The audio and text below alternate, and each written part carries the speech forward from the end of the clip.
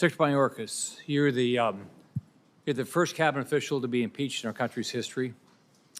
I think it's a sad first for our nation, not because this wasn't warranted, but because it was completely warranted by your catastrophic failure that has created a wide open border. I personally fully support what the House did. I think I've been honest with you that how I view your job performance.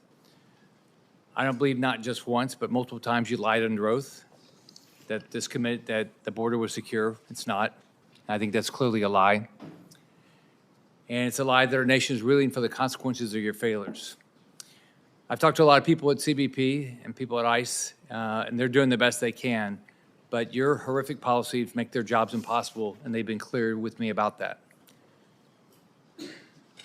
Here's when I talk to people about you, they don't get it. They say, does he care about the thousands of Americans who have died from drug overdoses because of your lawless policies? Does he care about the Americans who have been killed and viciously raped by illegal aliens that you and President Biden have invited into this country? They say, do you care about the devastation that could happen at the hands of the hundreds of terrorists that have been let into our country? Does he care that even the FBI director is concerned about the terrorists you and President Biden have allowed into America? In my state, they're furious. They don't think you care at all. Just about everybody I talk to believes that America is a way more dangerous place because you have allowed criminals, drugs, terrorists, and other dangerous people into our communities. Just this week, the House Select Committee on the CCP released a damning report on the fentanyl you've let pour into America through the southern border. Here's how the AP reported on the committee's report. The article said, quote, the Chinese government not only subsidizes the manufacture of precursor chemicals, but the report says it has thwarted investigation until illicit manufacturers by warning the targets of investigation when U.S. law enforcement has sent a formal request for assistance. Investigators said multiple current and former federal agents have described the notification of targets, leading those targets to revamp operations and make it harder to detect their activities. I can't imagine if I was sitting in your position, I'd like to hear this, but the government of Communist China seems to know that because of your policies and wide open border, you and President Biden have created that they get to do whatever they want. Now, what we know is Communist China wants to destroy the United States, and they want to murder thousands of Americans with fentanyl. Communist China is poisoning our nation and taking the lives of more than 70,000 Americans each and every year. I assume you know this, but I personally can't say anything that shows that you care about it. There are real consequences to your failure to secure the border, and every victim's got a name. Unfortunately, real Americans are being killed, families are being torn apart by vicious crimes and deadly drugs because we have a wide open border, and we do. Last time on the Senate floor, I spoke about one of the Americans who was murdered by Communist China's fentanyl that the cartels are pushing to our country every day. Her name's Ashley Dunn. Ashley's mother said that Ashley was murdered by your failure to stop fentanyl from pouring into the United States. Other innocent Americans like Laken Riley are also paying the ultimate price for your failures. As we all know, Laken was brutally murdered, and an illegal alien has been charged with that heinous crime. Your agency just confirmed that this monster was in the U.S. after being paroled by DHS.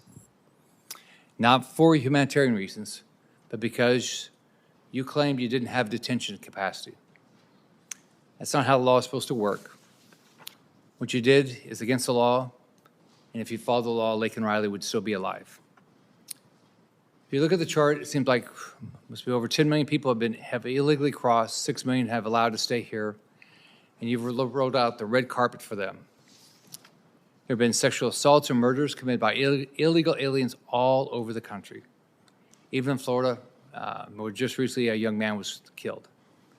The man charged with his death is an illegal alien. So let me go back to what I was saying in the beginning. The Republican majority in the House is now, they voted to impeach you for violating your oath of office. Whether you believe that was right or wrong, that happened. You should then have a trial to make your case. But unlike what happened in 2019 when Democrats alone voted to impeach the president and Republicans controlled the Senate, Majority Leader Chuck Schumer decided to deny you the ability to defend yourself in a trial. It seems to me that Schumer didn't want to let you defend yourself in trial for one of a couple of reasons. He's either acting out of pure political interest to protect his incumbent members who don't want to talk about your record and the wide open border you have created and all the crime, drugs, and illegal immigration it's allowing, or he's terrified of a trial exposing your failure to a degree that acquittal would be extremely painful for Democrats to explain to the American public. Here's what I don't understand. Just a few weeks ago, Senate Democrats all voted against a bill to stop illegal aliens from getting on a commercial flight with no verifiable ID. This is shocking considering that a recent report identified that in 2023 alone, you approved the transit of 320,000 inadmissible illegal aliens to 43 U.S. airports, pre-approved by DHS through the CBP-1 app, many of them going through my home state of Florida on commercial flights. Democrats voted against deporting illegal aliens who hurt police, like the violent attack on uniformed police officers in New York City by a group of illegal migrants, some of whom with known gang affiliations who unlawfully entered the country under your watch. And Democrats voted against the Lake and Riley Act, which simply requires ICE to take illegal aliens who commit crimes into custody before tragedies strike. So it seems to me that Democrats have no problem voting to keep this border crisis going, and it's a crisis, whether you want to acknowledge it or not, and blocking every attempt that Republicans make to stop the crime and secure the border. But when it comes to you, they shut everything down and don't allow you to speak.